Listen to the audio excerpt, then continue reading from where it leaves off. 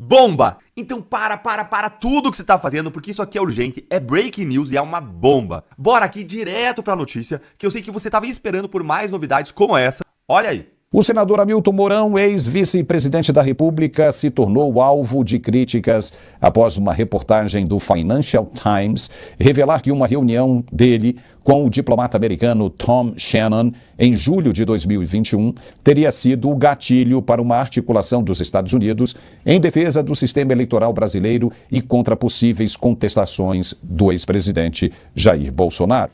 Segundo o jornal britânico, foi após essa conversa que Washington mobilizou diferentes órgãos, como o Departamento de Estado, a CIA e o Pentágono, para agir preventivamente, pressionando lideranças brasileiras e endossando publicamente as urnas eletrônicas. O episódio marca um ponto de inflexão na relação entre o governo americano e o Brasil, às vésperas das eleições de 2022. A conduta de Mourão, à época vice-presidente, é agora questionada por abrir espaço para uma influência externa considerada inaceitável por setores militares e políticos. Críticos apontam que, ao invés de proteger a soberania nacional, Mourão teria funcionado como facilitador de pressões diplomáticas que enfraqueceram o discurso de independência do país e alimentaram a narrativa de interferência internacional no processo eleitoral brasileiro. No Senado, Mourão costuma se apresentar como o defensor da pátria, mas os bastidores revelados pelo Financial Times lançam dúvidas sobre sua coerência e sobre o real impacto de suas ações naquele momento decisivo para a democracia brasileira. Esses movimentos intervencionistas nunca tinham um rosto. Ninguém sabia quem era. Desde essa época, ela e o Dom Werneck falavam de intervenção militar. A cereja do bolo é essa daqui. Eu vou pegar o meu iPad, porque eu quero ler o que o Ministério da Defesa falou em pronunciamento. Isso aqui é fundamental. Você lembra do início das manifestações de 2013. As manifestações de 2013, elas não tinham nenhum cunho político, né? No sentido de você via que a esquerda estava querendo manipular, mas eles não conseguiram manipular as manifestações de 2013. Aí, quando vem 2014, isso pré-MBL, pré-movimento de rua, pré-Zambelli, a Zambelli tinha que ir nas ruas, tinham revoltados online, que é o coitado do cara, né? O usuário de droga, malucão. Hoje ele me odeia. Normal, né? Eu acharia estranho se gostasse de mim, né? Coitadinho, eu fico com dó dele. E, enfim, aquele movimento todo tinha, vem pra rua, né? E tinha uma turminha que ficava pedindo intervenção militar. E aí, quando a gente estava acampado lá, quem é que chegou para poder fazer a arruaça no nosso movimento? Tava organizadíssimo, cara. Tava direitinho, o pessoal levava comida, a gente fazia o almoço ali para as pessoas acampadas. Quem é que chegou lá para tocar o terror nas nossas manifestações? Ana Priscila Azevedo. Que é aquela menina que foi pega, os vídeos dela, ela amiga do Mourão. Infiltrada. Exatamente. Só que eu e a Bia, a gente já sabia desde aquela época que ela não prestava. Por isso que ela nunca se aproximou de nada nosso. Nunca participou de live dessa livre, nunca teve próximo de nada. E ela foi reconhecida. Era ela o tal do Dom Werneck. Hollenberg, isso, para o governador. Então, ela, Ana Priscila Azevedo, e o tal do Dom Werneck. E adivinha? Lembre-se, a gente está falando aqui antes do impeachment da Dilma. Tá? Antes do impeachment da Dilma. Quem é que aparece junto com a Ana Priscila Azevedo, dizendo que era amigão dela, cheio de foto, vídeo com ela, dizendo que não, ela mostrava, ela ostentava isso. Não, eu sou de confiança, olha aqui. General Hamilton Mourão. Olha só, hein? E aí, produção, isso é revelador, hein? Isso é revelador. Olha lá, esse é o Dom Werneck, aquela ali é a Ana Priscila Azevedo, e aquele ali é o Mourão. Desde essa época, ela e o Dom Werneck falavam de intervenção militar.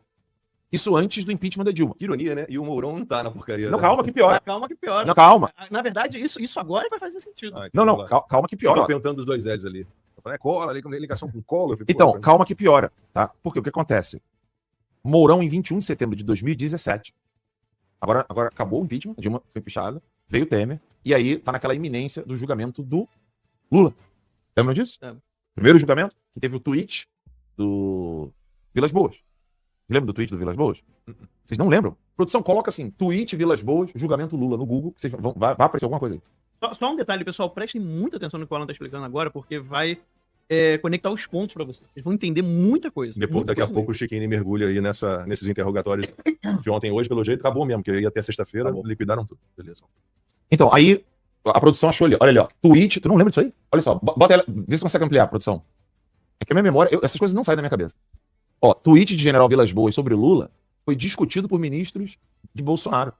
O que acontece? O Vilas Boas faz um tweet falando que se não houvesse um julgamento justo com relação ao Lula, ou seja, o cara tem que ir pra cadeia, que as Forças Armadas iriam atuar. Ele deixa isso nas entrelinhas. E esse é o primeiro indício, tá? E aí o Mourão fala, em 21 de setembro de 2017, de intervenção militar como general da ativa. Então você tem o tweet do Vilas Boas, o Mourão falando em intervenção militar, e aí você pensa o quê? Pô, um general da ativa falando em intervenção militar, o pau vai torar. O cara vai perder, vai ser rebaixado, alguma coisa vai acontecer, certo? É errado. Ele não sofre nada. E o ministro da Defesa, Raul Jungmann, diz até que não tem problema nenhum. Ele era ministro da Defesa do Temer. E ele é quem sai em defesa do Mourão. Então, se você colocar no Google, botar só no Google, é só botar assim, Raul Jungmann, Mourão e intervenção militar. Ele vai dizer lá, não, ele falou ali só uma coisa de tese, não que ele fala com essa grossinha, da babinha, o Jungmann. Ele falou, não, tá de boa. Não aconteceu nada com o Mourão, tá? Só tem um detalhe, o Raul Jungmann, junto com o Etchegoin, eles participam do IREE, que é o Instituto de Relações, não sei o quê. O que é aquilo ali? Comissão do Senado convida Jungmann para explicar fala geral sobre intervenção militar. Não deu porra nenhuma pro Mourão. Mourão falou em intervenção militar. Literalmente. Eu não estou colocando palavras na boca do Mourão aqui. Tem até o vídeo. Cavalo de Troia. Eu tenho até o vídeo aqui. Eu tenho um link do vídeo do Mourão falando isso. Fardado. Bom. Fardado, irmão. Ele fardado falando disso. Então, foi colocado no imaginário popular, no imaginário das pessoas, desde 2006, mais ou menos, é onde eu consigo fazer o track, né? Traçar, não, né? É o histórico, né? O histórico. Trilha. Trilhar, né? Então, até onde eu consigo ir nas minhas investigações, 2006, pode ter algo antes, né? Mas 2006 foi a primeira vez, Lula era presidente, né? Ainda no primeiro mandato. Lembrando que Lula sobe ao Palácio do Planalto em janeiro de 2003. Então, 2006, 3 anos depois, ou seja, o Lula estava indo para o último ano, né, na presidência. Você tem um panfleto que foi divulgado, um artigo do professor Olavo de Carvalho, onde o professor Olavo critica esse panfleto, foi divulgado, onde os generais estariam, né, supostamente, argumentando quais seriam as razões para uma intervenção militar para tirar o PT. A argumentação era toda pecuniária, ou seja, era só questão de grana. E o Olavo esculacha, cara, fala assim, pô, tá vendo como é que eles são um bando de bosta? Você tem aqui narcotráfico, você tem Comando Vermelho, você tem PCC, você tem o Foro de São Paulo, você tem o Lula na presidência, dominando o Ministério da Defesa, apoiando o FARC, fazendo tudo que tá acontecendo, Tríplice Fronteira, Cacete A4, Al-Qaeda, Hezbollah, Hamas, tudo acontecendo, e vocês vão dizer pra mim que o motivo é roubo? Né? É nesse artigo que o professor Olavo fala. 2006. E 2006. E nesse artigo, aí depois os militares falaram que não era de autoria deles. O Serrão era o editor do jornal onde o Olavo estava escrevendo. Ele falou assim, ó, não é. E não é de autoria dos militares. Aí o Olavo fala, eu vou manter a minha crítica, porque não importa se isso é de autoria dos militares ou não. Aí o Olavo continua, aí como foi desmentido pelos militares que o texto não era de autoria deles, olha o que o Olavo diz, prestem muita atenção. Abre aspas. Ora, que raio de coisa é isso, ou seja, esse panfleto, senão desinformação alarmista, preparação dos espíritos, né? Aqui 2, preparação dos espíritos para que se encham de hostilidade profilática contra um golpe militar que não está sendo tramado de maneira alguma. E aí ele faz a última pergunta. E para que haveria alguém de alertar contra uma trama golpista inexistente, senão para dar preventivamente ares de contragolpe a alguma trama existente? É o que dá pra perceber desde o início, né? O Olavo falou isso em 2006. Cara, Então, isso é profético. É profético. Eles estão dando um golpe dizendo que estão agindo contra um Contra golpe. um golpe. Exatamente. Isso- Isso é um de 2006. 2006. O Olavo é um gênio. Aí você faz a timeline. Impressionante. Aí você faz a timeline. 2006, o Olavo fala disso. Ele alerta isso, ou seja, já tem um panfleto, já há um movimento dentro das Forças Armadas por algum grupo Exato. querendo gerar uma desinformação dizendo que há uma possibilidade de intervenção militar. Quando na verdade não há. Não havia. tinha nada sendo, Havia nada. sendo preparado. E aí você tem isso em 2006. Com as manifestações de 2013 e 2014, você começa a ter grupos pedindo intervenção militar. Então, essa ideia começa a crescer nos círculos militares, clubes militares, etc. Aí vem 2013, 14, 15, 16, cada vez mais aumentando esse discurso. Ao invés dos militares virarem e falar assim, ó, vocês parem com isso, que isso aqui não nos representa. Isso não existe. O Mourão abre a boca em 2017, confirmando esse zoom que rolava. E se alguma coisa acontecesse, os militares entrariam para dar fim a um problema no Brasil. Em 2017, o Mourão fala isso. Ele vira candidato a vice-presidente do Bolsonaro, sobe ao trono, né, vamos dizer assim. Todo mundo sabe que ele não estava bem com o Bolsonaro desde o dia 1, né, lá no Palácio do Jaburu, né? Fala. Jaburu é o do vice-presidente. O Palácio do Jaburu. Então, do o vice-presidente. Palácio do Jaburu não era frequentado, ninguém ia lá. Bolsonaro não tinha uma boa relação com o Mourão. Né? Jaburu, né? Não tinha. E o Mourão foi cada vez mais escanteado dentro do governo. Não se usa mais essa expressão. Escanteado? Não, Jaburu. Na minha época, Jaburu, tu sabe o que era? Eu sei. Baranga. É baranga. Também já não se usa mais. Né? Eu também não. É. Hoje em dia a gente fala Janja. Ali o Mourão. E aí, 2017, quando o Bolsonaro é eleito em 2018, esse discurso de intervenção militar, ele morre. Até que você tem, agora vem a cereja do bolo. A cereja do bolo é essa daqui, e eu vou pegar o meu iPad, porque eu quero ler o que o Ministério da Defesa falou em pronunciamento. Isso aqui é fundamental. Eleições de 2022, o Ministério da Defesa falou isso aqui, ó. Deixa eu pegar as aspas aqui do Ministério da Defesa, porque isso aqui é crucial, tá? O Ministério da Defesa disse assim, ó, sobre as urnas serem invioláveis, não dá pra fazer análise técnica, etc, blá blá blá. Não era uma auditoria, era uma... Peraí que eu tô chegando aqui no texto. Vamos aqui. Eu fiz tanta... Aqui, achei. Era uma... Não é auditoria, era uma... Esqueci o termo agora aqui, daqui a pouco eu pego. Mas não era auditoria, eles estão fazendo uma fiscalização. Fiscalização. Então vamos lá. Abril de 2022, ano de eleições. Tá? Por causa de uma fala do Barroso, o Ministério da Defesa divulgou, abre aspas, as eleições são questão de soberania, acho que é isso mesmo. As eleições são questão de soberania e segurança nacional. Grava isso. Questão de soberania e segurança nacional. Portanto, do interesse de todos. Fecha aspas. Ministério da Defesa. Então eu estou lendo aqui para vocês um texto do Ministério da Defesa dizendo que olha como é que escalou o negócio. Você tinha um panfleto em 2006, o Zum foi rolando, aí você vai ter movimentos de rua falando isso, aí depois você tem um general falando isso, tudo de intervenção.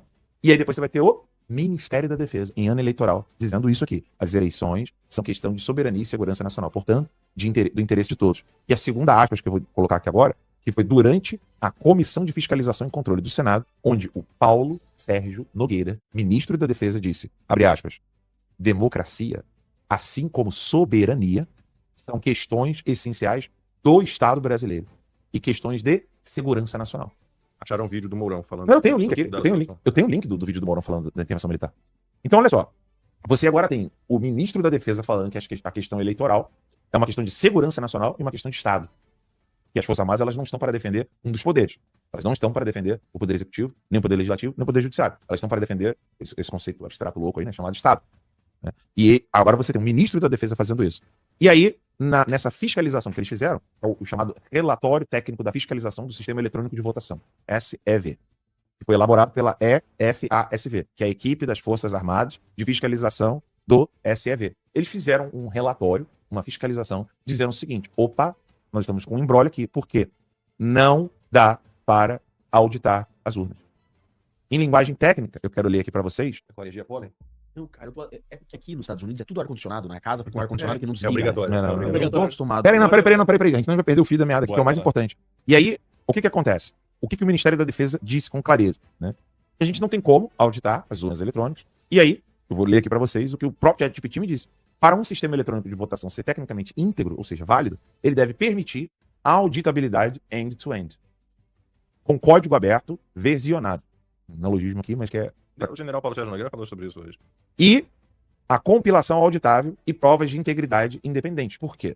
Porque você teve uma auditoria que não era independente, feita pelo próprio TSE, a portas fechadas, sem nenhum outro órgão. Tanto é que, depois eu pedi para fazer um comparativo com as auditorias que aconteceram aqui nos Estados Unidos, etc. Você não tem filmagem contínua, você não tem grupos distintos, né, políticos, etc. Ou seja, a minha conclusão, o que o Alexandre de Moraes mais fala e enche o peito? Segurança nacional, não é? Sim. Defesa do Estado de Direito. Sim. Segurança nacional. Lembrem-se do que eu falei aqui das vítimas do 8 de janeiro. Que eles falam que houve crime contra a segurança nacional. Sim, ele pega aquela lei sobre segurança nacional E aplica para todas as pessoas. Então, a galera do 8 de janeiro, ela foi completamente manipulada por um serviço de inteligência que estava aplicando guerra de quinta geração desde, pelo menos, 2006, tá? Pelo menos desde 2006, atuando como aquele trecho do Olavo ali, né? Que a gente estava lendo aqui agora. Que a frase do Olavo eu quero ler, pelo menos isso aqui, né? Ele fala assim, preparação dos espíritos para que se enchem de hostilidade profilática contra um golpe militar que não está sendo tramado de maneira alguma. Eles fizeram isso, e aí você pode perguntar para todo mundo que estava no 8 de janeiro. Todos. Inclusive inspirados pela Ana Priscila Azevedo, que era ligada ao Mourão. Todos acreditavam a mesma coisa. Que as Forças Armadas iriam salvaguardar o crime contra a segurança nacional, que é o problema de você não poder auditar as urnas, e que você não tem nem como afirmar e nem como negar que houve fraude nas eleições. Falo isso sim. Resumo da ópera. Né? Desculpa ficar tanto tempo aqui segurando o microfone, me perdoe. Então vamos lá. Mas eu queria muito jogar esse pepino aqui pra vocês. Eu fiquei fã-clube do Chiquinho aqui. Né? E aí você Eu vê, tô né? aqui pra ter essa aula de... Eu vim tendo essa aula no caminho, continuou, top demais. E é incrível, né? Como que eles fizeram isso. Né? E agora Bolsonaro é que tá no banco do diabo. Chegando no dia de ontem, dia 22, dia simbólico. Aqui é um cenário de primeiro turno, eu já mostro o segundo. Intenção de voto para presidente primeiro turno, só para mostrar. Mesmo no primeiro turno, Flávio Bolsonaro já parece estar na frente do Lula, em um dos cenários. Na pesquisa da Futura, o Flávio já passou Lula em primeiro turno, em um dos cenários.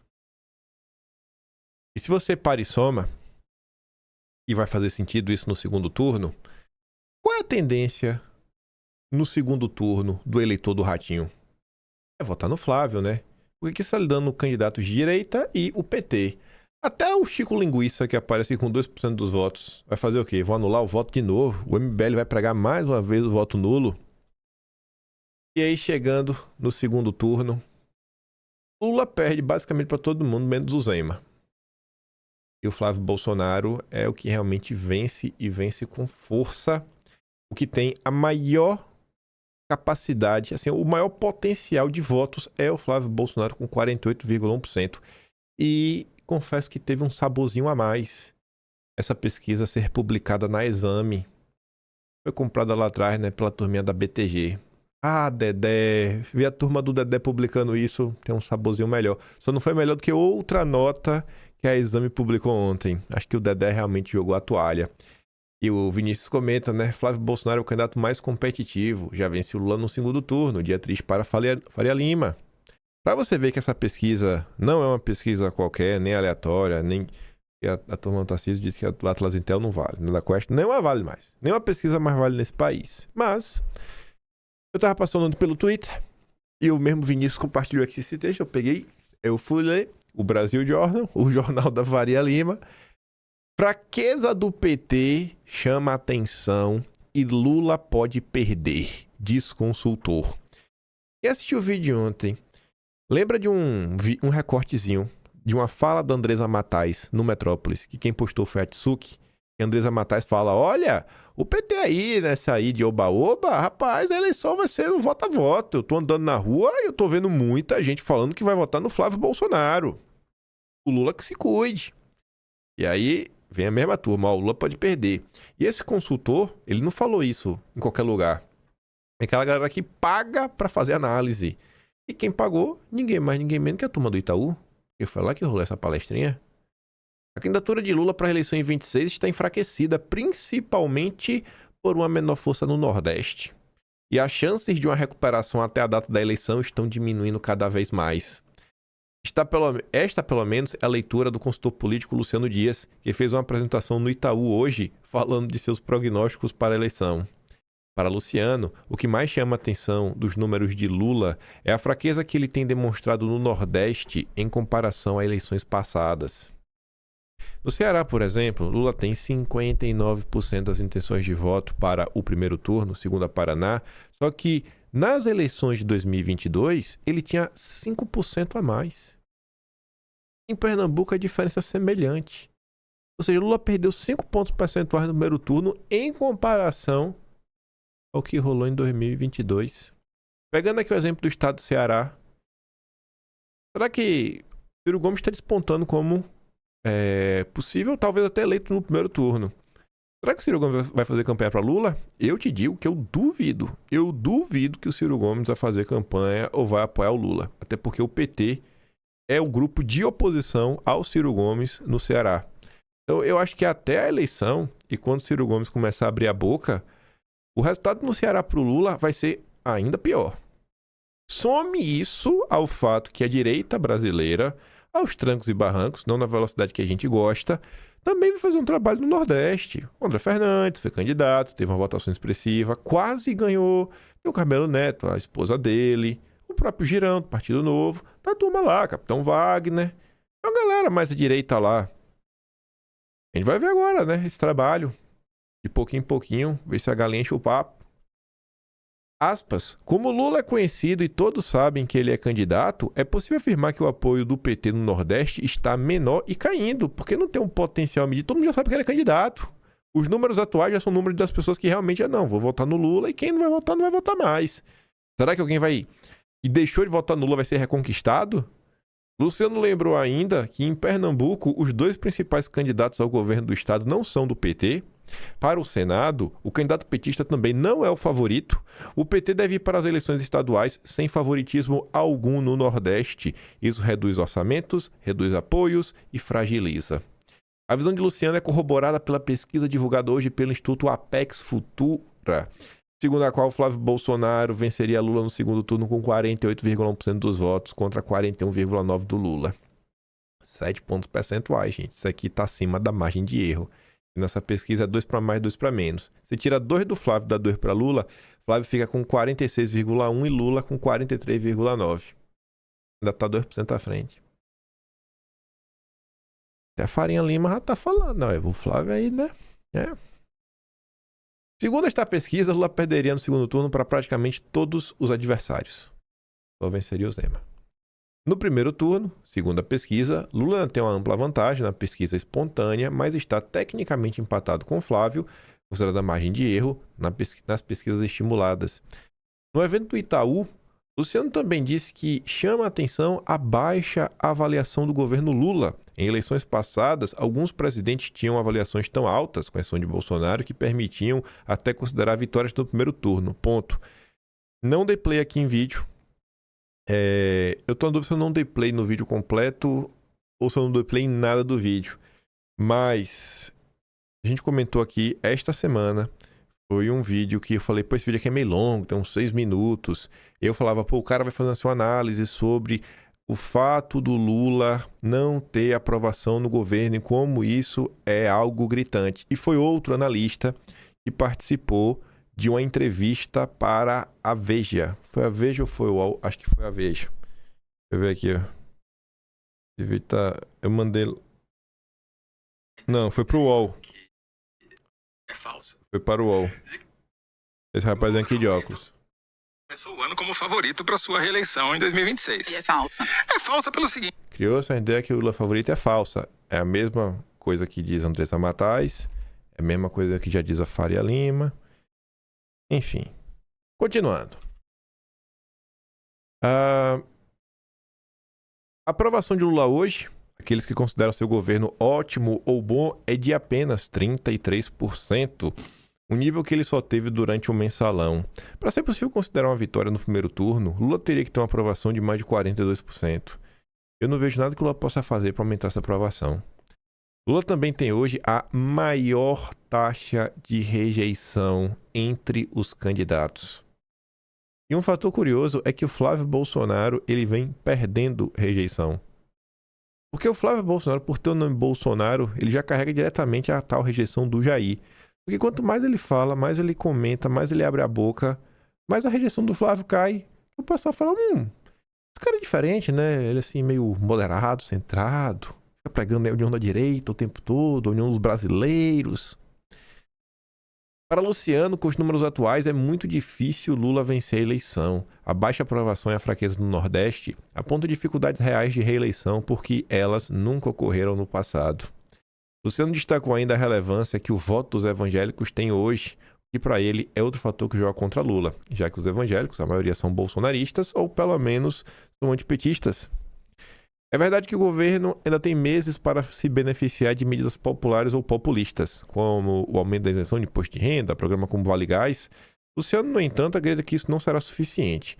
O que adiantaria é uma medida como a PEC Kamikaze do Bolsonaro, que permitiu 70 bilhões de gastos extraordinários com benefícios sociais e aumentou 10 pontos dele na pesquisa, mas parece improvável que algo assim aconteça. E medidas pequenas beneficiam eleitores que já são de esquerda. Esse é o cenário, né? Esse aqui já coloca o Flávio na cadeira presidencial. E o outro ponto que estava no dia de ontem ainda se discutindo, né? O contador, ontem era 72, hoje é 71, mas eu acho que agora possivelmente vai poder parar de contar. Primeiro, botei aqui, sei lá, procurei alguma ordem para botar as notícias, mas é uma sequência que começa assim, né? Aliados de Michele, vem Flávio consolidado e poucas chances de Bolsonaro mudar de ideia. Saíram ontem, inclusive, algumas análises. Eu tinha escutado algo, né, de pessoas, mas também saiu na imprensa assim de percepção. O pessoal que está apostando que se Bolsonaro fosse para uma prisão domiciliar, quem o ajudou, né, se conseguisse vender que foi eu que fiz, fulano, poderia sair fortalecido. Só que muita gente falando o seguinte, né? Cara, a galera que tá achando isso vai acabar quebrando a cara. Porque com o Bolsonaro em casa e com acesso à informação, ele vai ter ainda mais certeza que ele tomou a decisão certa de indicar o Flávio.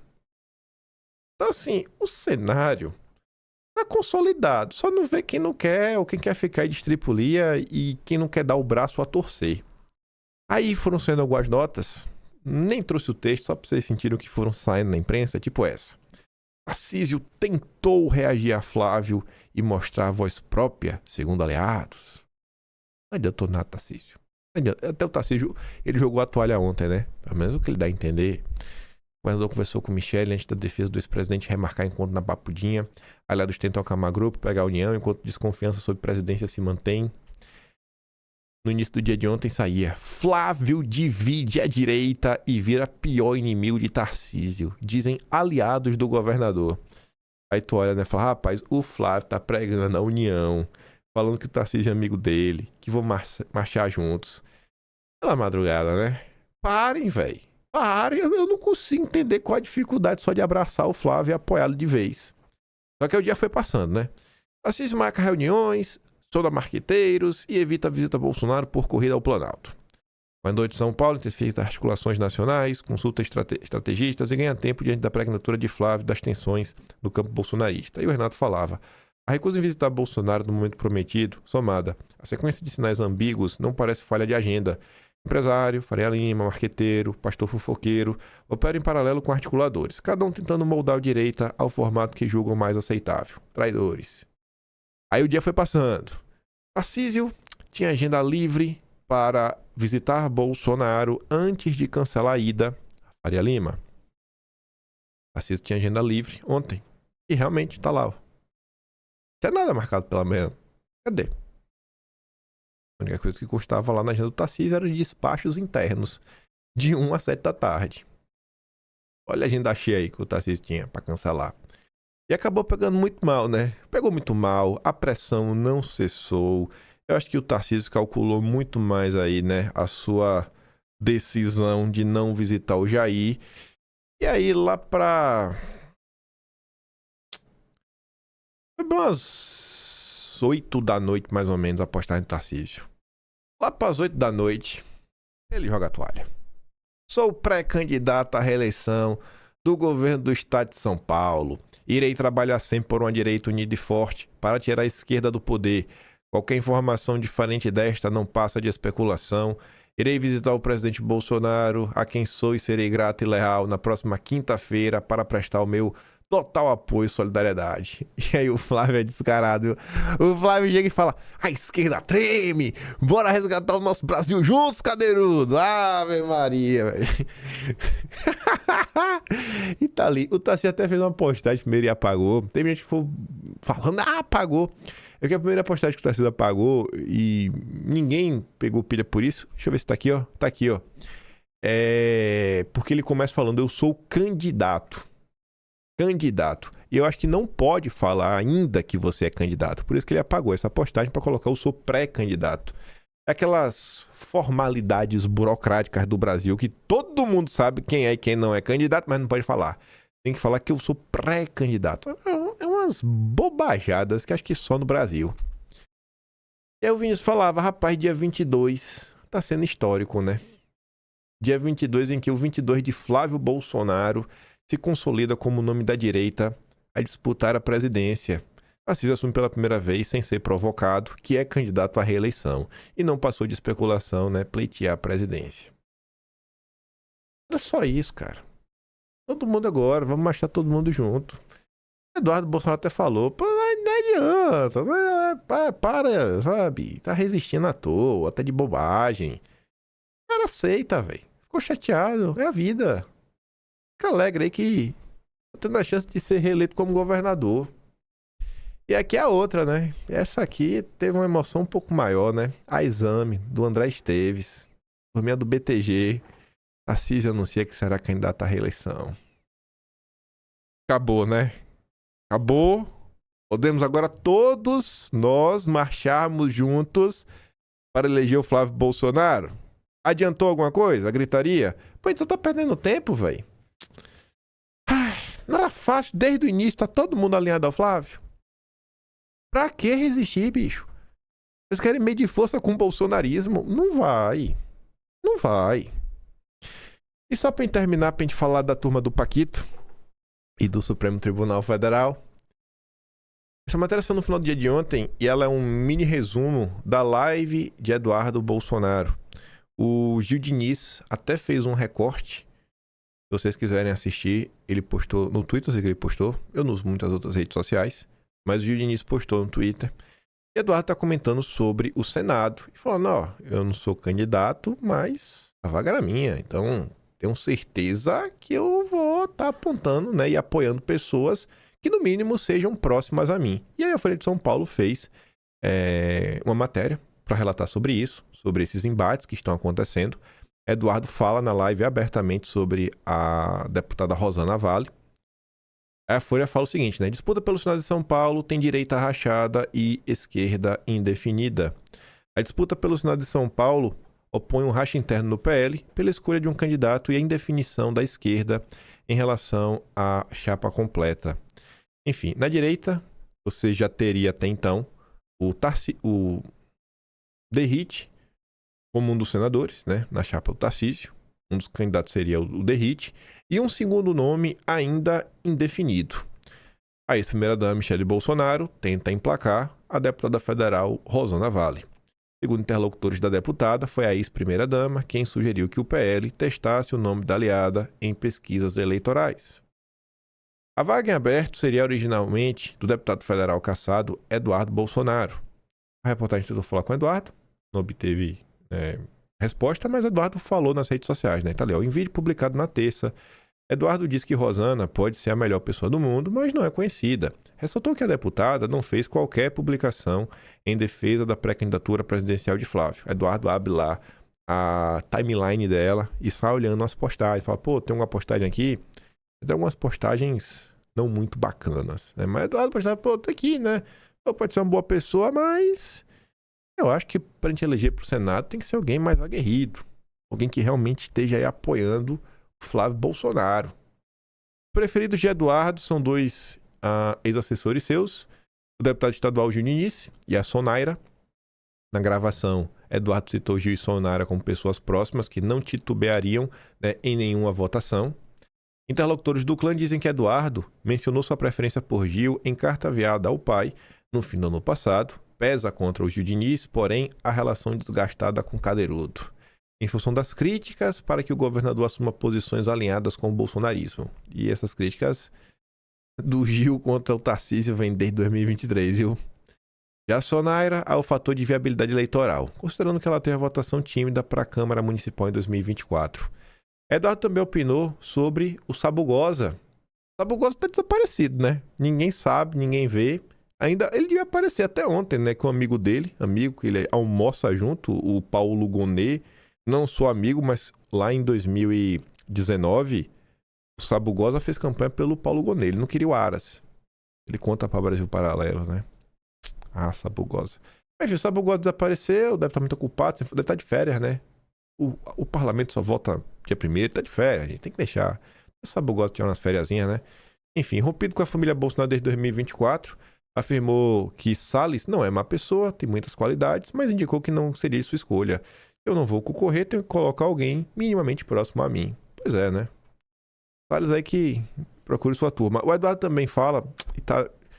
acabei esquecendo de colocar, tem 2 parágrafos seguintes, ele também cita o nome do Mário Frias, como uma das opções também. Essa matéria aí da Folha de São Paulo, e Eduardo fala na live. Vocês podem ver a live completa do Eduardo sobre o tema, que foi a live da terça-feira, ou o recorte que o próprio Gil Diniz já fez e colocou nas redes dele. Mas vamos falar do Banco Master, que já virou até assunto na The Economist. A revista é dos Rothschild. Olha lá, os efeitos do colapso do Banco Master vão além do setor bancário. Isso porque o presidente do banco passou anos cultivando laços com a elite brasileira. Eita, rapaz. E essa elite não é só elite financeira não, viu? É elite política. É elite do judiciário. Para minha surpresa, além da The Economist, a turma do Jornal Nacional comentou sobre o assunto.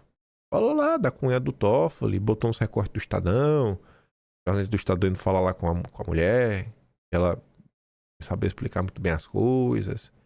E também divulga lá a nota, né, que o Supremo pagou 128 diárias para os seguranças do Toffoli no resort.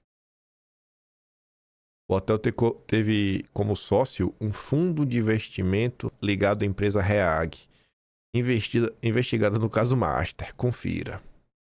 Olha, rapaz, finalmente, né, o Jornal Nacional resolveu falar sobre isso. Mas eu acho que tá pouco ainda a pressão. Eu acho que devia ser muito mais enfático. Aí no dia de ontem, e eu até atualizei aqui a página porque eu tenho certeza absoluta. Deve sair mais alguma coisa hoje. Eu vi até aqui agora, né? Se já não saiu alguma coisa aqui. Deixa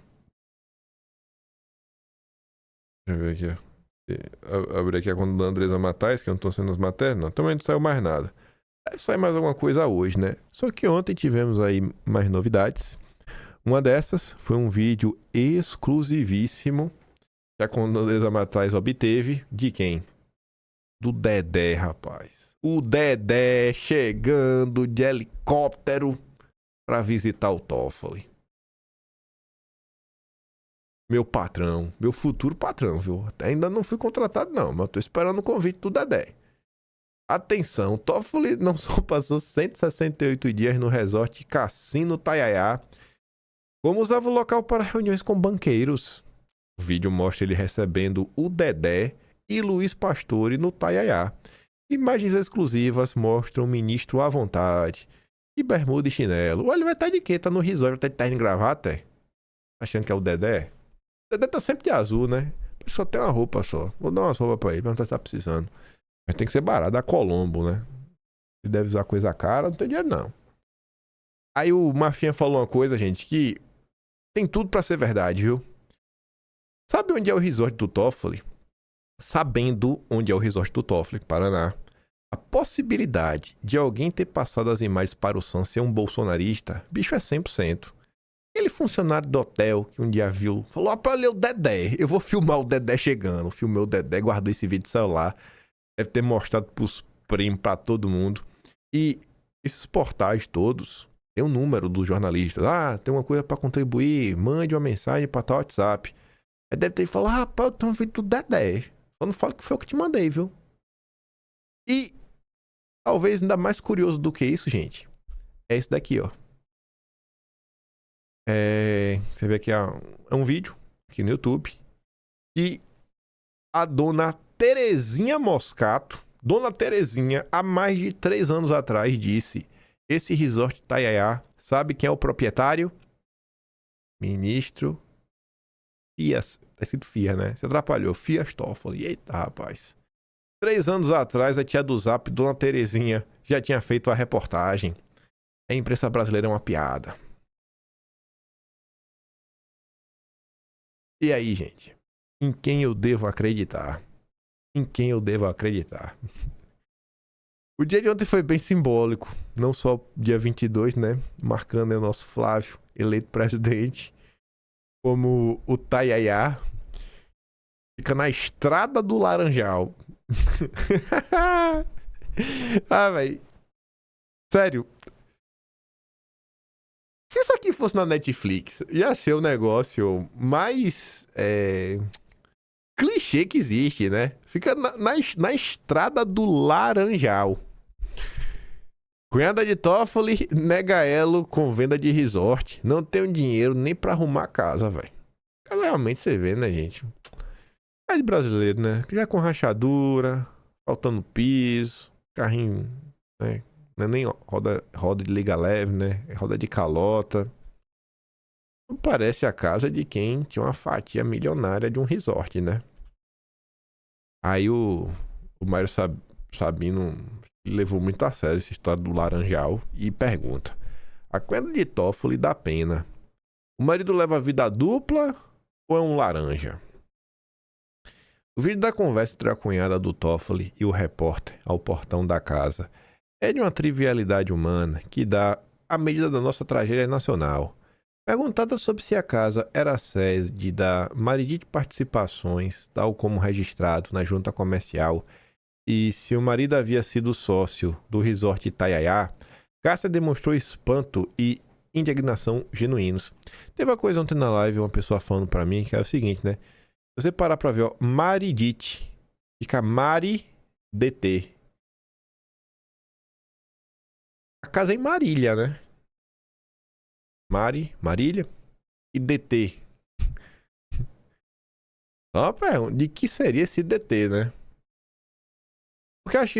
Porque o nome do Toffoli não é Dias Toffoli, né? Dias Toffoli é o sobrenome. Aí o DT fica parecendo, porque é o nome do pessoal, né? É José Eugênio Dias Toffoli, o nome do irmão do Toffoli, né? Talvez o DT pode ser Dias Toffoli, né? E o Mari de Marília, não sei. Aspas, essa casa é minha, financiei com o meu dinheiro por 25 anos. Eu falei para minhas irmãs e eu tenho vontade de sumir daqui. As pessoas ficam inventando coisas, que o José Eugênio é dono do Taiaiá, disse a cunhada do ministro. Mas o marido era sócio ou não do Taiaiá? Insistiu a repórter. Ontem na live também o pessoal falou que é Maracutaiaiá. Maracutaiaiá é o que está acontecendo. Como sócio, moço. Moço, dá uma olhada na minha casa. Você tá vendo a situação da minha casa? Eu não tenho nem dinheiro para arrumar as coisas da minha casa. Se você entrar dentro, vai ficar assustado. O que está lá, né, na junta comercial, não sei. Eu sei que eu moro aqui há 24 anos e não sei de nada que é sede de Marilite aqui. Aqui é onde eu moro. O irmão de Toffoli já havia ao menos comentado algo sobre o resort Taiaiá, aspas, eu não sei e não quero saber, impacientou-se a cunhada do ministro. Durante o diálogo, ficamos sabendo que Cássia cuidou do pai com Alzheimer até ele falecer e agora ela briga em casa o irmão que tem Down. De tudo que veio à tona até agora, impõem-se duas questões intrigantes, com respostas não necessariamente excludentes. A primeira delas é se o irmão de Toffoli levaria uma vida dupla, como sujeito de sorte que se tornou sócio de um grande empreendimento turístico. Tem uma casa de seu nome no resort, né, de acordo com a Folha. E ao mesmo tempo, como engenheiro eletricista, que dá um duro desgraçado e é humilde a ponto de não conseguir fazer uma reforma na casa comprada a muito custo. A segunda questão é se José Antônio Toffoli apenas emprestou seu nome e seu endereço em Marília para encobrir o verdadeiro proprietário do resort Taiaiá, seu conhecimento da mulher, ou quem sabe até a sua própria revelia, que se dê a ele no benefício da dúvida. Nesse caso, José Eugênio seria um laranja dos mais banais. A outro irmão, o padre José Carlos Dias Toffoli, e um primo do ministro Mário Humberto Degani, que constam como sócios do Taiaiá. Seriam laranjas também? Aí por conta dessas coisas, né, começam as críticas da imprensa brasileira. O silêncio de Toffoli só como confissão de culpa. Em cala consente. É tanta revelação em sequência, desde que o Toffoli foi parar no jatinho, né, em Lima, no Peru, acompanhado dos advogados do Banco Master, o Augusto Arruda Botelho, e o silêncio do envolvido se tornou uma espécie de confissão de culpa para o perplexo público externo. São suspeitas de ser proprietário oculto de resort via uso de laranjas. Sociedades com parentes de gente ligada ao banco, tráfico de influência e algo a mais. Tudo somado com a tentativa desesperada, na aparência, de controlar o caso que envolve por meio de decretação de sigilo e limites à ação da Polícia Federal. Ninguém é culpado até a decisão final da Justiça, podem dizer os que se apegam à lei. Mas a questão de Toffoli vai bem além do judiciário. Tornou-se moral, tornou-se também política. Aliás, ministros do Supremo, por ações e declarações, se sentiram bastante confortáveis em se tornar personagens da política diária brasileira. Agora, precisam suportar o escrutínio que envolve todo mundo que resolve entrar para a vida pública, que pode se tornar avassalador. Ainda não temos o chamado outro lado de Toffoli. As reportagens sobre o assunto muitas vezes contêm a seguinte informação. Procurado, o gabinete do ministro não respondeu. Algo assim. E realmente, né? Toffoli não se ajuda. O pessoal até pergunta, Toffoli, e aí? Qual o teu lado dessa história? E ele não comenta. Por que essa estratégia da mudez? Por que se sentir injustiçado? Por que se sentir acima da lei? Para preparar um contra-ataque aos caluniosos? Ou pior, por não saber o que responder frente à avalanche de informações? O silêncio, no caso, tem sido uma péssima saída, porque alimenta as mais indômitas interpretações. A interpretação, é interpretação, gente. Se de um lado a sociedade e parte do Congresso falam abertamente de impeachment do ministro, de outro, consta que Toffoli não pretende abrir mão nem mesmo da condução do caso do Master.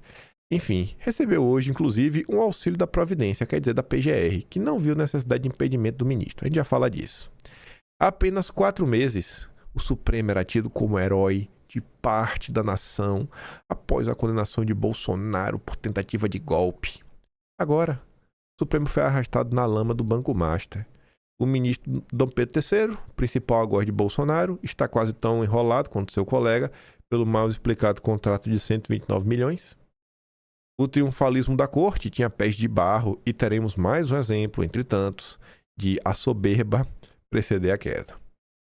Aí, fazendo coro a várias notas do Estadão, Folha de São Paulo, editorial da Folha de São Paulo, notas da Globo, Merval Pereira, análise de Demetrio Magnoli, viu? O Sakamoto tá virando bolsonarista, viu? Toffoli precisa largar o Master, pois o Supremo não é resort ao inclusive. Falei, minha nossa, virou bolsonarista, Sakamoto? Tá parecendo, né, gente? Ele deve estar me assistindo, esse miserável. Ah, rapaz, viu? Quem poderia imaginar o Sakamoto falando isso? O Sakamoto é difícil de imaginar, o Mário Sabino não, né? Já tá padrão. Aí escreveu também lá um texto, mais um, cobrando que, pelo amor de Deus, o Toffoli tem que ser afastado, gente. Não dá. Há algo de muito errado em um sistema que permite que interesses individuais se sobreponham a interesses nacionais. Eu tô falando do Toffoli do caso do Master. Todas as lambanças que ele vem fazendo desde que puxou para o Supremo o inquérito que deveria estar na primeira instância, só é possível porque, antes de mais nada, não há controle da parte do próprio tribunal para conter abusos perpetrados por seus integrantes. Em nome da independência dos juízes, condição essencial para o funcionamento da democracia, dá-se a um ministro da mais alta corte do país o pretexto para ferir a própria justiça. É evidente subversão de um princípio basilar do sistema democrático. Uma democracia não pode se fundar na suposição de que todos os seus protagonistas têm bom senso e decência. Tanto é assim que há freios e contrapesos no dia a dia das instituições. Tanto é assim que há instrumentos drásticos para remover da paisagem quem demonstra não ter estatura para o cargo que ocupa. Acho que o Mário Sabino está falando de impeachment. No caso de um ministro do Supremo, o instrumento drástico é o impeachment, né? Eu não acho, não. Eu tenho certeza que ele está falando disso. Mas o Senado, que dele dispõe, vem se recusando a utilizá-lo em relação a Toffoli e a Dom Pedro III. Ambos alvos de vários pedidos de impeachment, todos eles engavetados. Também é o caso estranho do PGR, que não abre investigação sobre os fatos suspeitos. Eu não acho estranho o Paulo Gonet não abrir, né, investigação. Eu acho estranho o Salles ter feito campanha pelo Paulo Gonet. Aí fala de novo do caso do Dom Pedro III, da mulher, que ele tinha falado principalmente com Galípolo. Vou pular. Assim como Lula frequentava o sítio de Atibaia, que não era dele, Toffoli frequenta o resort Itaiaia, que também não é dele. Mas o ponto aqui não é a inação do Senado da PGR, é a falta de controle do próprio Supremo sobre seus integrantes. Os ministros se colocam acima da lei orgânica da magistratura, que rege o comportamento dos juízes das instâncias superiores. Não estão submetidos igualmente ao CNJ, já que assim, e não poderia ser, o Supremo ao menos deveria disciplinar quem não age de acordo com as regras mais comezinhas. Uma delas é a suspeição. Toffoli precisava passar longe do caso do Master, uma vez que parentes seus foram sócios de um parente do dono do banco, uma sociedade muito mal explicada e com ramificações para lá de inquietantes. A atuação do ministro é despudoradamente favorável ao Paquito, responsável pela maior fraude bancária da história brasileira. Como Toffoli não se acha suspeito, apesar da suspeição ser ululante e facilmente demonstrável pelas suas lambanças, os pares do ministro por meio do presidente do Supremo deveriam intervir e retirá-lo do inquérito, em vez de ficar passando recadinhos pela imprensa. Mas os pares que deveriam retirar e mandar recadinho, eles saíram em defesa do Toffoli. Isso é em defesa. É até pior. Toffoli tem de ser afastado do caso do Master. É urgente. Se ele não for afastado, a maior fraude bancária da história brasileira poderá passar impune. Talvez o objetivo seja esse, né? Se Toffoli permanecer à frente do inquérito, o Supremo perderá de vez a pouca credibilidade que lhe resta. E estou sendo otimista quando digo que ainda há alguma credibilidade a ser preservada. Querem que o Toffoli saia. E o Toffoli já disse, eu não sairei. Toffoli descarta deixar a relatoria de investigação sobre o Banco Master. Aí Nato brinca, né? O Dedé começa a sentir na pele o que a direita tem passado nos últimos anos. O mercado simplesmente negligenciou a crise institucional e achou que não seria impactado. Quantas vezes a direita reclamou que os processos dela deveriam estar na primeira instância, e quem estava julgando eram pessoas suspeitas, que não podia, que tinha que mudar, e ninguém ligou. Aí agora, a turminha do mercado financeiro está preocupada. Agora, a imprensa está preocupada. Mas quando era contra o bolsonarismo, valia de tudo. A gente já sabe que o Toffoli, que a PGR não viu nada de errado, mas prevendo isso, né, avisando já que isso já ia acontecer, a turma da Malu Gaspar publicava, né, um dia antes: PGR não deve pedir afastamento de Toffoli. Apesar da insatisfação no Supremo e na própria PGR com a condução do Toffoli, a PGR não deve pedir o afastamento do ministro das investigações envolvendo o Paquito. Segundo fontes da investigação, tentar afastar Toffoli do caso não é um bom movimento em termos estratégicos, já que poderia abrir brecha para eventuais pedidos de nulidade das provas colhidas depois que o caso subiu para o Supremo. Além disso, qualquer ofensiva nesse sentido capitaneada pela PGR poderia ser interpretada como uma declaração de guerra ao Supremo, em um momento que o próprio Toffoli já está em guerra com a PF, e o tribunal, na mira da opinião pública, também em razão da atuação de Dom Pedro III nos bastidores a favor do Master. Fora que o Supremo também acha que isso poderia abrir um precedente e outros processos do Supremo descerem para a primeira instância. Aí chegamos no dia de ontem, né? A PGR arquiva pedido de impeachment do Toffoli por viagem de jatinho. Não vi nada de errado, não. E aqui agora que eu não sei se vocês vão prestar atenção, né? Ministro viajou em voo particular com o empresário Luiz Oswaldo Pastore. Luiz Pastore. Não sei se vocês prestaram atenção ontem no vídeo do Metrópole, porque tem coisa assim que acho que o jornalista ficou até constrangido com medo de ser preso, né? Mas vamos voltar aqui, ó. Cadê? Toffoli tava com Dedé e Luiz Pastore.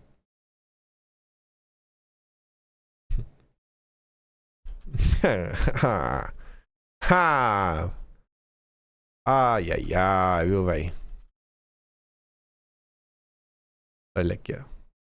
Luiz Pastore. Não.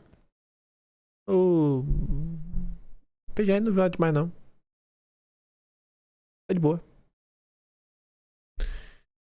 Caso Master fragiliza a ala política do Supremo. Eu tava comentando pro pessoal, falei na live, né? Falei, gente, antigamente falava, né, que o Supremo tinha a ala garantista e a ala legalista. Agora o Supremo tem a ala política e a ala, sei lá, né? Não é política, é tipo isso? Não, eu não sei, né? Em que pedaço do curso de direito que se ensina isso, né? A ala política.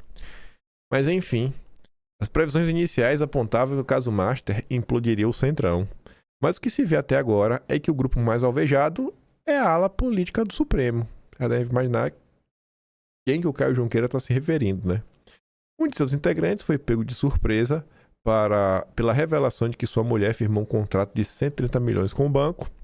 Outros se viu constrangido pela divulgação que familiares mantiveram negócios com o Master e de que ele próprio aceitou carona em um jatinho particular ao lado de advogados ligados ao executivo do banco. E por um lado, esses episódios aprofundaram ainda mais o desgaste da corte perante a opinião pública, por outro, fragilizaram essa ala política, que pelo menos até agora se encontra em posição minoritária na resistência ao código de ética defendido pelo Fachin.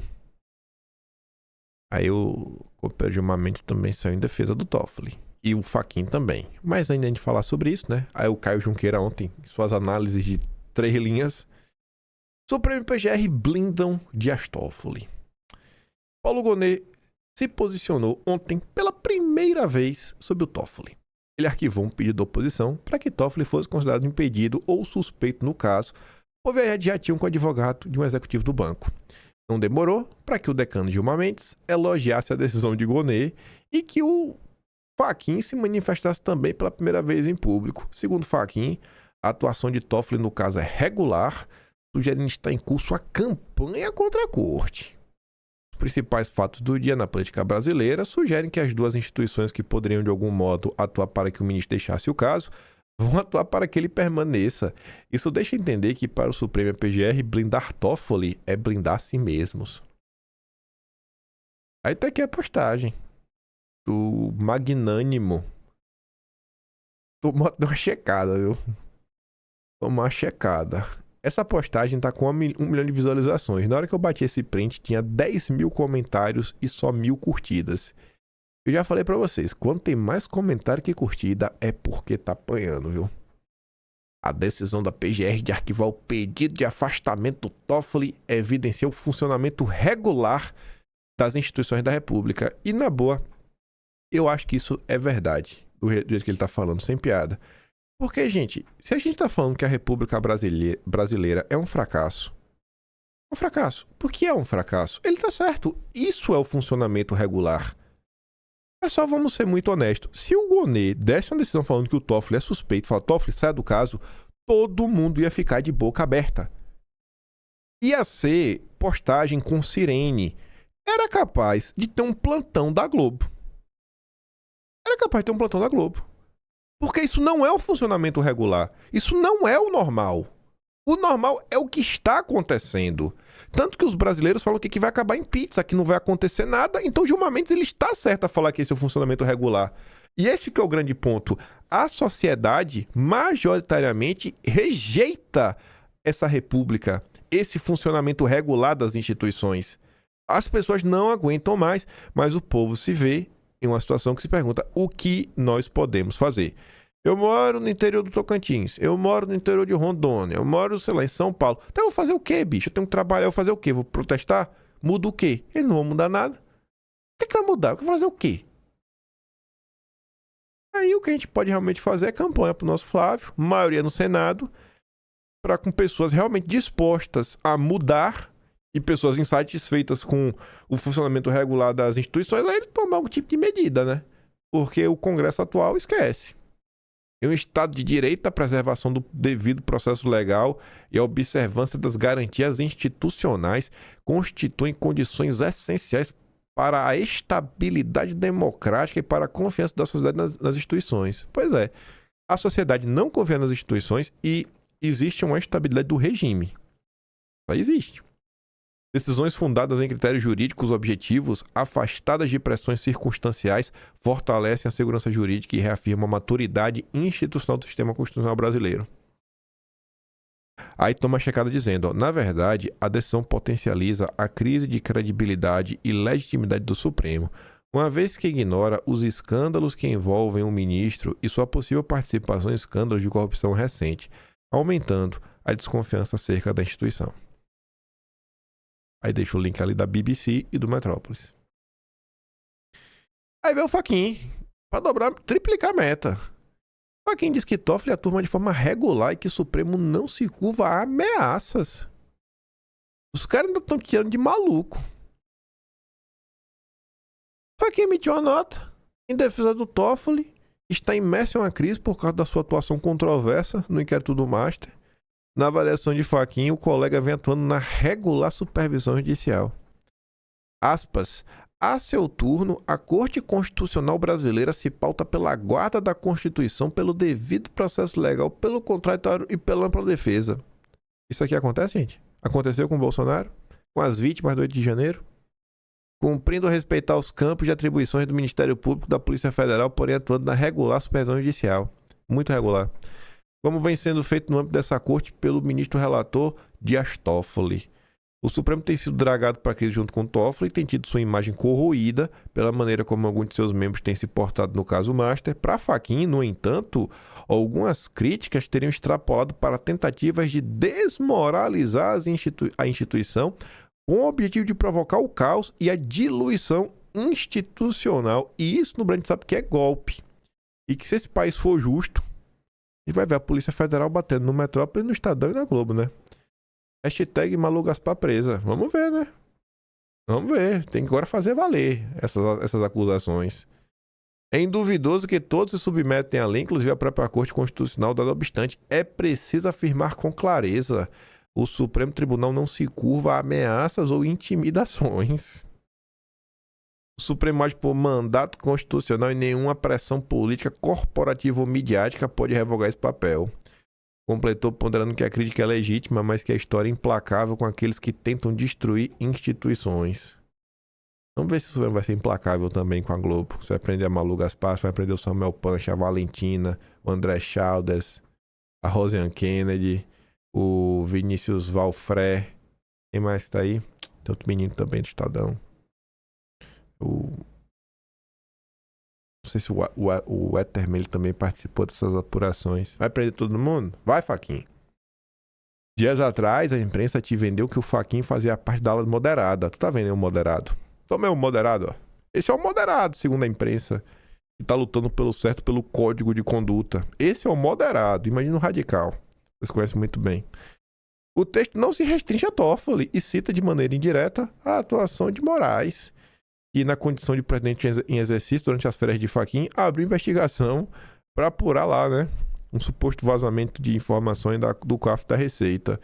Em resposta, a Fachin apontou que, aspas, as matérias de competência do Tribunal Pleno das Turmas, quando decididas no recesso, serão oportunamente submetidas à deliberação colegiada. E o colegiado a gente sabe qual é que vai ser a decisão, né? A gente sabe qual vai ser a decisão do colegiado. A Tsuki postou esse belíssimo corte aqui dos jornalistas em choque que o tratamento dado a bolsonaristas também está sendo dado à turma do consórcio. Com a resposta de Fachin, a imprensa sente a mesma revolta expressada pelos bolsonaristas há anos, mas insiste em dizer que o caso Master é diferente do golpe da Disney. Aí vem um doutor em direito constitucional, fala sobre a raiz do problema e ainda diz que o Supremo precisa ser repensado. É uma cara de pau sem igual. Deixa um negócio aqui. Espera só um segundo. Depois eu vejo aqui.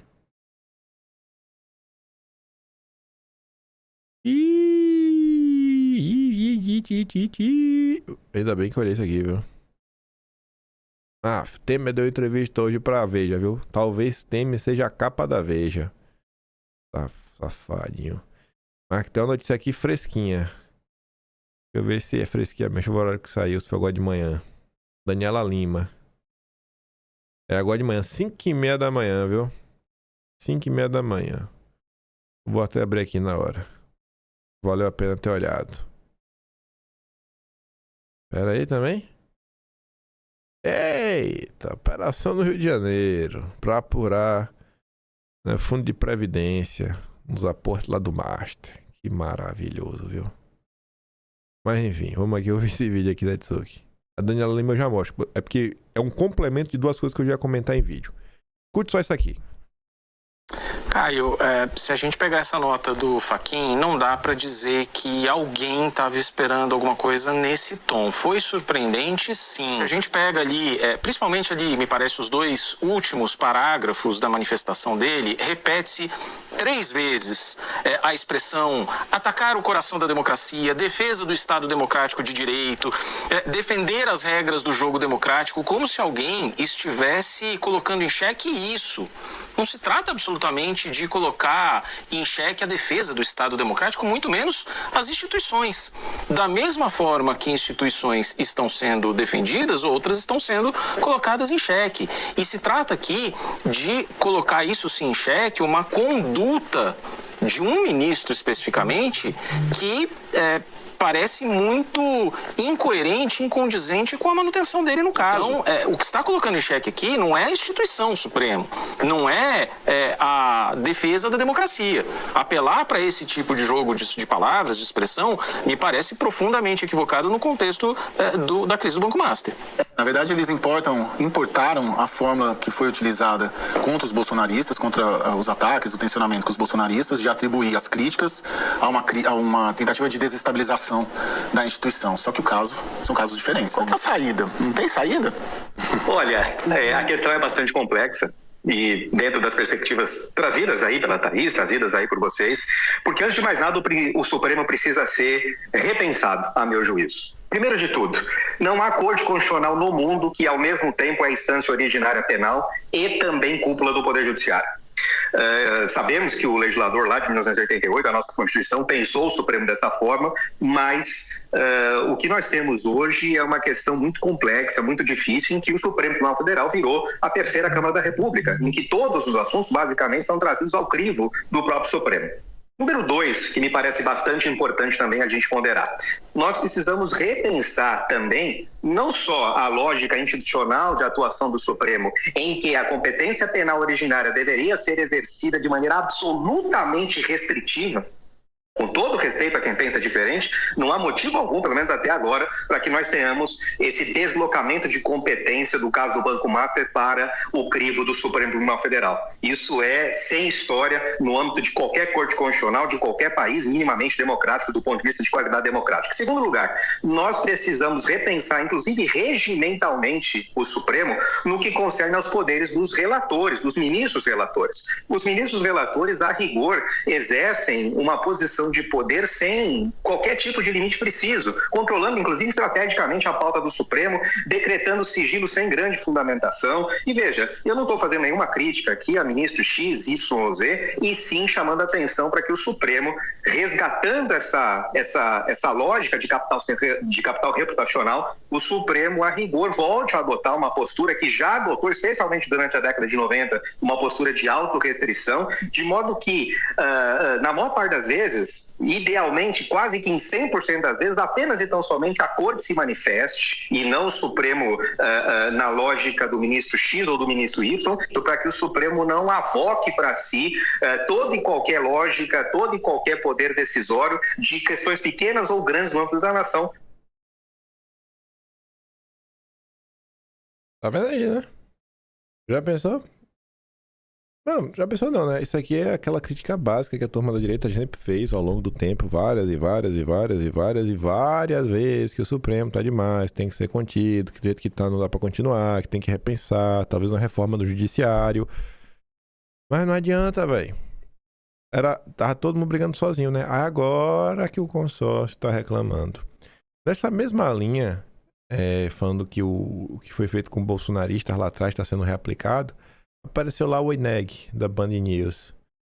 Aí tu escreve, né? Imperador, quer das fake news, Toffoli, caso Master. Depois de quase 7 anos, a água começou a bater na bunda. E não há quem pare o Supremo, a não ser o próprio Supremo. Não dá pra olhar para o ministro Toffoli como um ponto fora da curva. A gente tá olhando para o ministro Toffoli como parte da curva. Curva que começa a ser desenhada com muita clareza no inquérito das fake news. E ele vai falando mais. Esse vídeo aqui é muito longo, ele tem 6 minutos também, eu não quero entrar. A notícia da Daniela Lima, eu tava aqui olhando, essa aqui do INEG era a última que eu tinha planejado. Só que tinha mais notícia que vinha na sequência. Mas eu vou deixar pra entrar nessas notícias amanhã, só porque eu citei essa Daniela Lima. Vamos ver aqui, eu nem parei pra ler. Eu tava deixando ela aqui meio que pronta. Agora de manhã, 5h30 da manhã, a Daniela Lima diz que Toffoli avisou a Supremo que fica com o caso Master, apanho o que tiver de apanhar. Aí tá vendo, o ponto é que a galera que não quer apanhar, Toffoli. Tu pode apanhar à vontade, mas e a galera? Porque a galera tá apanhando junto, né? O Supremo tá indo pra lama junto. O que tinha saído nos últimos dias, e ontem inclusive, foi o seguinte, que o Supremo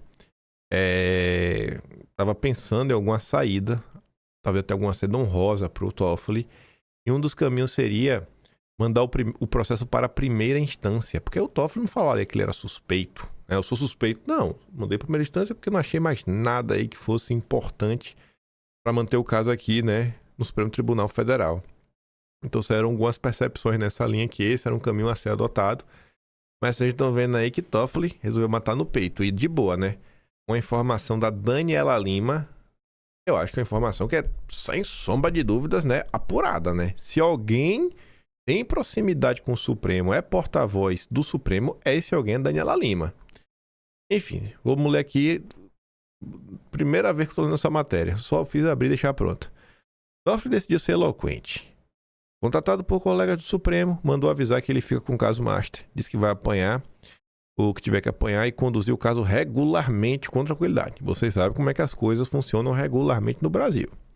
Em nota sobre a rejeição do pedido de afastamento, o PGR, né, o ministro reforçou a mensagem. Diz que o parecer de Gonê, rejeitando tirá-lo do caso, reafirma a regularidade da condução. Oh, bom demais.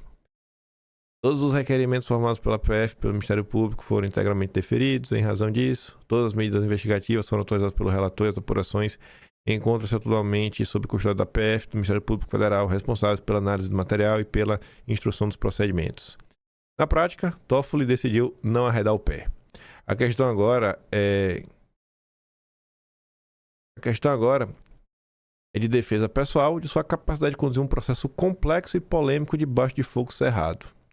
O ministro foi taxativo. Não vou abrir mão, disse a um aliado.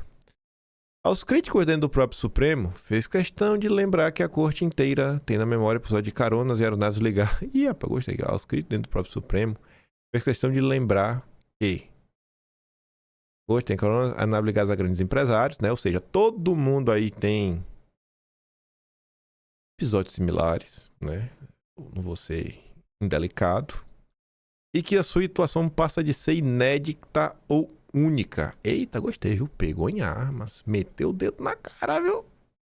Toffoli determinou novos depoimentos dos diretores do Master na semana que vem, mas pretende fazer uma segunda conversa a portas fechadas com o diretor da PF, Andrei Passos, para parar estas que ficaram evidentes, inclusive decisões publicadas por ele no dia da segunda fase da Operação Compliance Zero. A novela vai longe. E aí, vou terminar o vídeo, só porque ele falou aqui que o Toffoli, novos depoimentos, diretores do Master. Eu tenho uma matéria aqui que está aberta. É só mostrar uma coisa para vocês. Quando lá atrás eu falei, vai lá, velho, vai lá, defende o Toffoli. Defende o Toffoli, não, defende o Banco Central, gente, vai lá, bolsonarista. Defenda o Banco Central, vá, bolsonarista. Defenda o Banco Central, reclame da cariação, bolsonarista, reclame. Os bolsonaristas aí que ficaram de papinho. Ai, o Toffoli, o Banco Central independente. Foi por esse cara aqui, ó, que a turminha da direita entrou em campo. O da direita. O diretor do Banco Central pediu a presidente do BRB que comprasse carteiras fraudadas do Master. Esse cara iria participar da cariação e não teve. Era pra ter a cariação. Vocês têm que aprender que se a imprensa tá contra, vocês têm que estar a favor. Sabe? Vocês têm que estar a favor, pra vocês deixarem de ser trouxa. Que ficam lá, vai fazer a cariação Banco Central, decisão técnica. Toma aí a decisão técnica de vocês, ó. Toma aí a decisão técnica de vocês, bando de palerma. Vai lá, defende o Banco Central do Galípolo. Continua achando que o mundo é mocinho versus vilão. É vilão contra vilão. Nesse caso aqui não se torce pra ninguém. Se torce no máximo pela briga. Aí tá todo mundo agora, né? Eu quero ver o que o pessoal vai falar. Vai lá. Passa a pano aí agora. Era ou não era pra ter a cariação? Vocês estão vendo que, na verdade, tem uma blindagem ao Banco Central acontecendo? O fato de já não ter tido a cariação já é indicativo que é terminar em pizza. Se for atrás, né? Talvez o Banco Central independente se prove que independente não tem nada, né? Ou talvez realmente ele seja muito independente. Desde o início, eu tenho o mesmo posicionamento sobre esse caso. Não dá para confiar no Banco Central. O Banco Central primeiro fez a liquidação do Master, deixou o Eubank de fora. A gente ficou, pô, porque o Eubank foi de fora, entrou no Raed. Só coisa. O que aconteceu? Passou aí a semana, bateu segunda, o Will não conseguiu honrar os pagamentos com a Mastercard. Na terça, a Mastercard já cancelou os pagamentos de cartão de crédito e depois o Banco Central decretou a liquidação extrajudicial. Gente, se a gente está diante de uma decisão técnica que foi analisado diversas coisas, não foram tomadas de forma apressada e tudo mais, por que tu não já liquidou o Eubank tudo junto lá atrás? O Eubank, aquele que era feito, tinha parceria, né, com o Luciano Huck e um monte de artistinha famoso. Você não acha isso estranho? A decisão do Banco Central não foi técnica? Foi técnica, não foi? Tem que respeitar a decisão do Banco Central, é soberano. Os ataques às instituições. Sério, velho, a direita, ela tem que ser estudada, bicho. A direita tem que ser estudada. A quantidade de gente que cai em qualquer coisa que a imprensa diz é incrível, sabe? E as coisas que realmente fazem sentido, que a imprensa tá contando, aí o pessoal acha que é fake news. O que é fake news o povo acredita, e o que é verdade o povo acha que é fake news. Defende lá o Banco Central, vai. Defenda! Defenda! Vai lá ver, pega todos os vídeos da semana, da careação, vê o que eu tava falando. Vê se eu tava falando que era... Eu li as matérias, óbvio, tinha várias matérias mostrando porque não deveria ter a careação em termos técnicos, mas vê se o meu posicionamento foi não tem realmente, né? Não tem que ter careação nenhuma, não. Tem não. Ah, não tem não. Vou mandar os vídeos que eu dei pra ela no Telegram. Tem mais algumas coisas rolando no Supremo. Do mesmo jeito que a Daniela Lima falou que pegou em arma, a Daniela Lima mandou falando algumas coisas em vídeo, que eu sabia que não dá pra comentar no vídeo de hoje, que a gente possivelmente vai comentar amanhã. Possivelmente, né? Porque hoje é sexta-feira, dia da maldade, aquele dia que nunca decepciona, e vai que aconteça alguma coisa hoje que mude os planejamentos do final de semana. Eu espero que sim, viu? Eu adoro sexta-feira. Mas no mais, se gosta do meu trabalhinho, quiser ajudar um pouco mais, posta no membro do canal. Tem um Tony Valeu. Tem um Patreon também na descrição. E tem o Atlas Brasileiro. O único registro da história. Impaim.com/br. No mais, fiquem com aquele grande beijo e abraço. Vejo vocês amanhã. Tamo juntos. Valeu, meus amigos. Fui!